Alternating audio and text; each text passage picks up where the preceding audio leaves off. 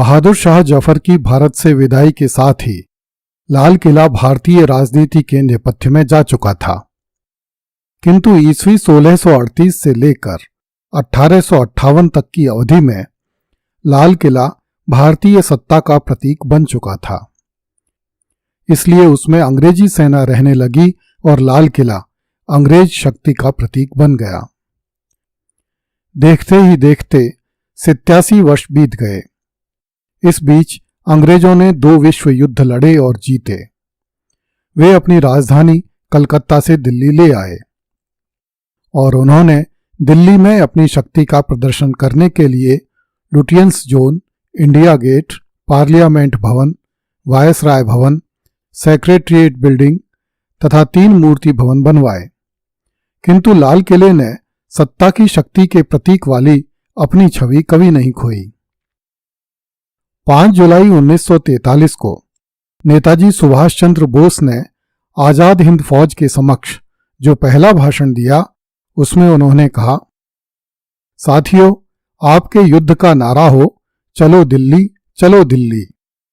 इस स्वतंत्रता संग्राम में हम में से कितने जीवित बचेंगे ये तो मैं नहीं जानता, परंतु मैं ये जानता हूं कि अंत में विजय हमारी होगी और हमारा ध्येय तब तक पूरा नहीं होगा जब तक हमारे शेष जीवित साथी ब्रिटिश साम्राज्य की कब्रगाह लाल किले पर विजयी परेड नहीं करेंगे। द्वितीय विश्व युद्ध की समाप्ति के बाद ईस्वी 1945-46 में भारत सरकार ने आजाद हिंद फौज के 70,000 सिपाहियों एवं कमांडरों के विरुद्ध मुकदमे चलाए। बहुत से मुकदमे अन्य न्यायालयों में भी चले, जिन्होंने आजाद हिंद फौज के सिपाहियों को फांसी दे दी। पूरे देश में अंग्रेज सरकार के इस कृत्य का विरोध हुआ और आजाद हिंद फौज के सिपाहियों की रिहाई की मांग हुई। दिल्ली के लाल किले में स्थापित सैनिक न्यायालय में आजाद हिंद फौज के कर्नल प्रेम सहगल, कर्नल गुरुबख्श सिंह तथा मेजर जनरल शाहनवाज खान पर संयुक्त रूप से मुकदमा चलाया गया। इसे लाल किला ट्रायल भी कहा जाता है। कांग्रेसी नेताओं ने आजाद हिंद फौज के सिपाहियों को फांसी दिए जाने का समर्थन किया। जब आजाद हिंद फौज के सिपाहियों को स्थान स्थान पर फांसी दी जाने लगी तो बंबई, कराची, मद्रास, कलकत्ता आदि स्थानों पर आजाद हिंद फौज के सैनिकों के समर्थन में वायुसेना एवं नौसेना में व्यापक विद्रोह उठ खड़े हुए। भारत की जनता दिल्ली की सड़कों पर खड़े होकर नारे लगाने लगी, लाल किले को तोड़ दो, आजाद हिंद फौज को छोड़ दो।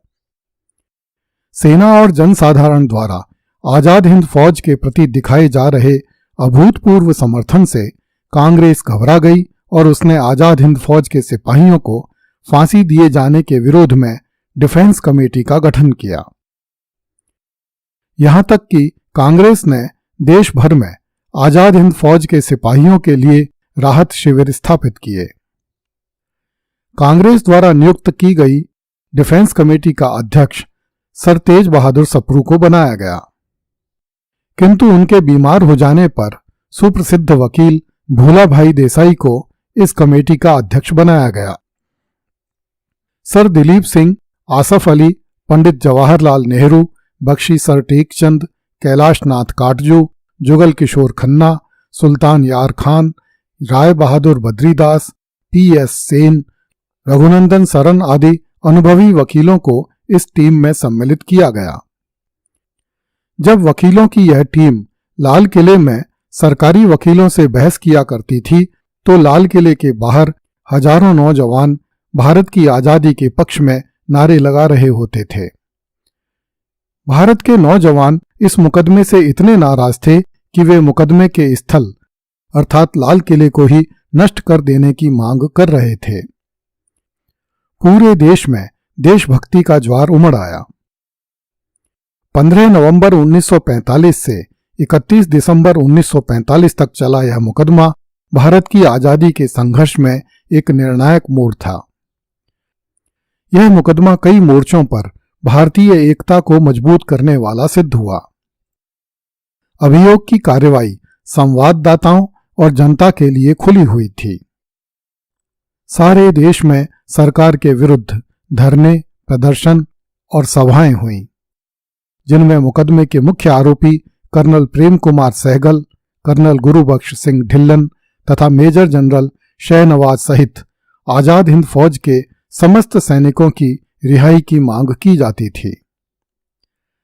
अंग्रेज सरकार ने इन सिपाहियों पर ब्रिटिश सम्राट के विरुद्ध विद्रोह करने का आरोप लगाया, किंतु सैनिकों की पैरवी करने वाले वकीलों ने कहा कि अंतर्राष्ट्रीय कानूनों के अनुसार प्रत्येक मनुष्य को अपनी स्वतंत्रता प्राप्त करने के लिए लड़ाई लड़ने का अधिकार है। आजाद हिंद फौज अपनी इच्छा से सम्मिलित हुए लोगों की सेना थी और उनकी निष्ठा अपने देश से थी। नेताजी सुभाष चंद्र बोस ने भारत को स्वतंत्र कराने के लिए देश से बाहर एक अस्थायी सरकार बनाई थी और भावी स्वतंत्र भारत के लिए एक संविधान तैयार किया था। इस सरकार को अंतर्राष्ट्रीय कानूनों के अंतर्गत विश्व के 9 देशों ने मान्यता प्रदान की थी। अतः यह विद्रोह नहीं था, यह भारत के लोगों द्वारा स्वतंत्रता के लिए किया गया संघर्ष था। भारत की जनता संघर्ष के इस अधिकार को सदैव धारण करती है। सैनिकों की ओर से मुकदमा लड़ रहे वकीलों ने विख्यात विधि विशेषज्ञ बीटन के उस कथन को उद्धृत किया जिसमें उन्होंने कहा था, अपने देश की स्वतंत्रता प्राप्त करने के लिए हर परतंत्र जाति को लड़ने का अधिकार है, क्योंकि यदि उससे यह अधिकार छीन लिया जाए तो इसका अर्थ यह होगा कि एक बार यदि कोई जाति परतंत्र हो जाए तो वह सदैव परतंत्र ही रहेगी। लाल किला ट्रायल ने पूरी दुनिया में अपनी स्वतंत्रता के लिए लड़ रहे करोड़ों लोगों को शक्ति एवं ऊर्जा प्रदान की। 3 जनवरी 1946 को लाल किले के सैनिक न्यायालय द्वारा आजाद हिंद फौज के सैनिकों को आजीवन कारावास का दंड दिया गया। लाल किला ट्रायल के निर्णय की घोषणा होते ही पूरे भारत में विद्रोह की आग भड़क गई। नौसेना और वायुसेना के सिपाहियों ने अपनी बंदूकों और तोपों के मुंह अंग्रेज सैनिक कमांडरों की तरफ खोल दिए। कई अंग्रेज अधिकारी मार दिए गए। दिल्ली, बंबई और कलकत्ता की सड़कों पर जनता ने विशाल प्रदर्शन किए। अंग्रेज सरकार ने प्रदर्शनकारियों पर गोलियां चलाईं, बहुत से लोग मारे गए। लाल किला ट्रायल के पेट से जन्मा यह आंदोलन पूरी तरह अद्भुत और विस्मयकारी था, जिसका नेतृत्व कांग्रेसी नेता नहीं कर रहे थे। जनता स्वयं ही अपना नेतृत्व कर रही थी और सड़कों पर गोलियां खा रही थी। राइटर एसोसिएशन ऑफ अमेरिका तथा ब्रिटिश पत्रकारों ने इस मुकदमे के बारे में जमकर लिखा। इस कारण यह मुकदमा अंतर्राष्ट्रीय स्तर पर चर्चित हो गया। अंग्रेज सरकार के commander in chief sir Auchinleck ने वायसराय लॉर्ड वेवेल से अपील की कि आजाद हिंद फौज के सैनिकों को क्षमा कर दिया जाए। लॉर्ड वेवेल ने सर आचिन लेक का अनुरोध स्वीकार कर लिया। वह समझ चुका था कि यदि इन सैनिकों को सजा दी गई तो मुंबई, कराची, कलकत्ता, विशाखापत्तनम आदि शहरों सहित पूरे भारत में हो रहे भारतीय सेना एवं जनता के विद्रोह को समाप्त करना असंभव हो जाएगा। इसलिए आजाद हिंद फौज के समस्त कमांडरों एवं सैनिकों को रिहा कर दिया गया।